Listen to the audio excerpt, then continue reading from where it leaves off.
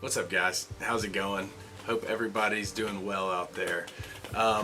Today I wanted to share some thoughts that I've had going through the Poetic Edda. So this is a Folio Society edition, limited edition that they did a few years back. And I recently got this thing. I love it so much. It's a fantastic book. I mean, you can tell just looking at it. And so I've had a really good time going through this and reading this stuff. These are Old Norse stories, mythologies, that basically date back to anywhere from 800 AD to maybe 1200 AD. And this stuff was found on like this old manuscript. I think it was called like the Codex Regius. And so it's really like we're lucky that we've got this stuff in these stories. I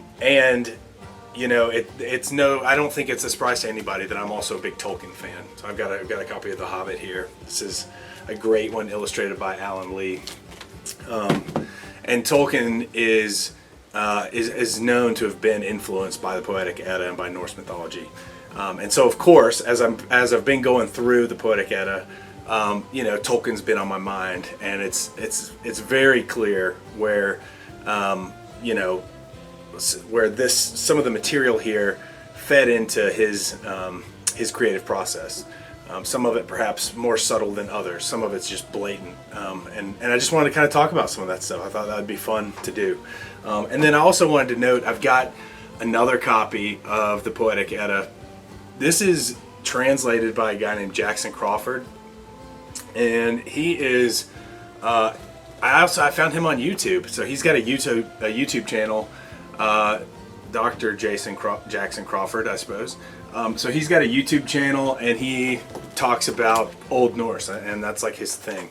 And so that's a cool channel. You should check it out if that's something you're interested in. But I got this on Amazon for like I don't know, $10 or $15, something like that. And this is nice because it's a paperback, and I've got folded little corners and things like that. All the horrible things that you might want to do to a book that you don't want to do to this book, and it's also been interesting to kind of compare and contrast some of the translations, right, from here to here, and to just get kind of more context. So, all right. So without further ado, I'm going to jump into it. I've got three kind of main ideas, three main points that stood out to me as being major influences for Tolkien, particularly on The Hobbit. So, Lord of the Rings as well, obviously they're connected. But specifically Tolkien writing The Hobbit is what I want to talk about. And there's three big ones, and then I'll mention like two kind of bonus points. All right.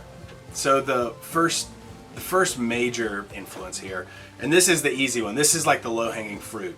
So, but you know what? It was so fun to read this and to directly get the inspiration. So, actually, the first story in the Poetic Edda is called Voluspa. I'm sure I'm not pronouncing that right, but it's basically the seeress's prophecy. So, and get this, because it's a super cool story in its own right, in its own context. Basically, there's a dead witch, and Odin like resuscitates her and then interrogates her, and she's answering all these questions and telling all these prophecies. Information about the beginning of the universe and the end of the universe, and and all this stuff in between. So that's like what the story is, which is, I mean, that's just so metal, right? A dead witch that's been brought back to life to answer questions for Odin is epic. But as you read this story, let me tell you some of the names. Let me just tell you some of the names that come up. I've jotted them down here. Durin, Dwalin, Biver, Bavar, Bomber, Nori, Gandalf, Thrain, Thorin, Thror, Fili, Keely, Oakenshield. And then a couple more from other stories. You've got Mirkwood is referenced, and Oin. So, I mean, obviously, Professor Tolkien was took some artistic liberties, and the cool thing is, these are actually the way the Poetic Edda goes through these names. It's like the witch is naming like these famous dwarves, and so all of those names are references to dwarves. So even Gandalf, Gandalfur, which is like staff elf, is what it translates to. Which Gandalf he's a staff elf if I've ever seen one in the Hobbit.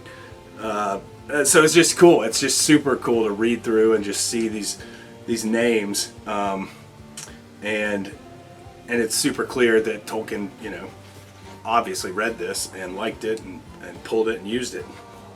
Yeah.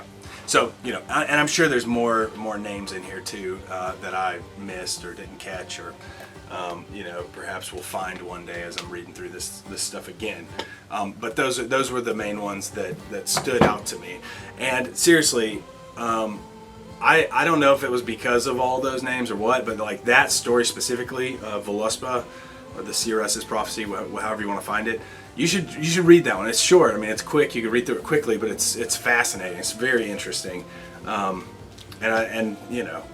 could you not be excited about finding like the roots of the name Gandalf? I mean, it's epic. Okay, right. Number 2. So this is there's a story called All Wise's Sayings. It's called Alvismal. That's his name, All Wise. And All Wise is a dwarf who comes to Thor and basically wants to marry one of Thor's daughters. And so Thor asks him a whole bunch of questions, okay, to sort of prove himself out. And then the twist at the end is that Thor has detained this dwarf for long enough for the sun to come up, and now the dwarf turns to stone. I'll wait. I won't give away the answer yet. I'll give you a second to think about that and how that relates to the Hobbit. Okay, yeah, you got it. I knew that you would. So it's like literally chapter 2 of the Hobbit. You've got, I think it's called Roast Mutton. Yes, Roast Mutton. Let's just take a look at that for a second because it's so fun. Let's see here. Yes. So if you recall, the 3 trolls basically have the company of dwarves, and Bilbo is, sort of distracting them, and then, trying to keep them from cooking and eating the dwarves. And then Gandalf shows up, and a voice says, "Dawn take you all and be stoned to you." A voice that sounded like William's, who's one of the trolls, but it wasn't. And for just at that moment, the light came over the hill, and there was a mighty twitter in the branches.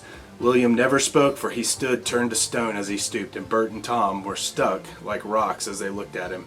And there they stand to this day, all alone unless the birds perch on them. Okay, so here's Alan Lee's wonderful illustration of that, with the 3 trolls turned to stone as they argue about perhaps the best way to cook a dwarf. Yes, so there's number 2, which is so super cool. And I think that happens more than once in Norse mythology, where apparently that's just a thing. Like dwarves are just, they're just built a little bit differently in Norse mythology than they are in, Tolkien's lore and otherwise. And now number 3 is, okay, Riddles in the Dark. So in the Poetic Edda, or the Elder Edda, as it's also referred to, there is a story called, and I am not going to be able to pronounce this. It's Vafthrudnir. Vafthrudnir. There you go, Vafthrudnir. He's a giant, okay? And Odin wants to go test his wit against the giant, right? Who's known as Vafthrudnir. And so they're back and forth, asking questions, riddles, basically. Okay.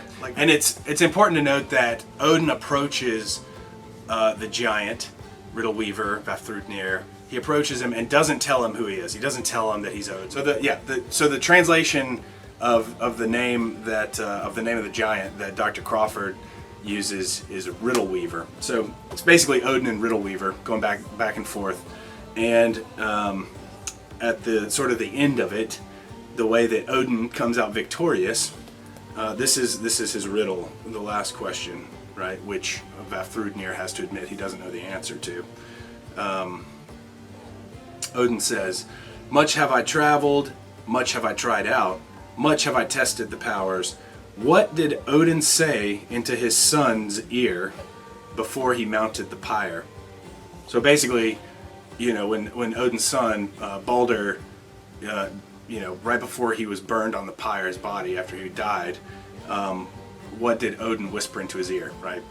And Vafthrudnir realizes that he's been had at this point, and that no one knows the answer to that question except Odin himself, and he now realizes that it is indeed Odin that he's in a riddle contest with, right? And that is a very, a perfect mirror to the way Tolkien in Riddles in the Dark, and here's this lovely artwork of Gollum and Bilbo as they go back and forth with their riddles, and of course Bilbo sort of wins the exchange by asking, "What have I got in my pocket?" And Gollum, of course, it's cheating. That's not fair. You can't ask that. But nevertheless, we know how that all ends, right? Okay, so that's kind of the three, the three big ones that kind of caught my eye. I'm sure there's more. If you can think of more, I'd love to hear about it. Put it in the comments. If you're familiar with the Elder Edda and Tolkien's work, let me know. What are the other sort of parallels that I missed? I think it's just super fascinating. It's really interesting and fun to read. So, okay, I promised 2 bonuses. The first is Elder Futhark.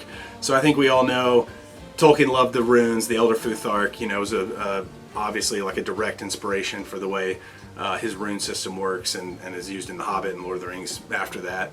And that's all goes back to that Old Norse. And then also Odin as an inspiration for Gandalf. So Odin in many of these stories, he's got different aliases and sort of nicknames he gives himself and introduces himself by.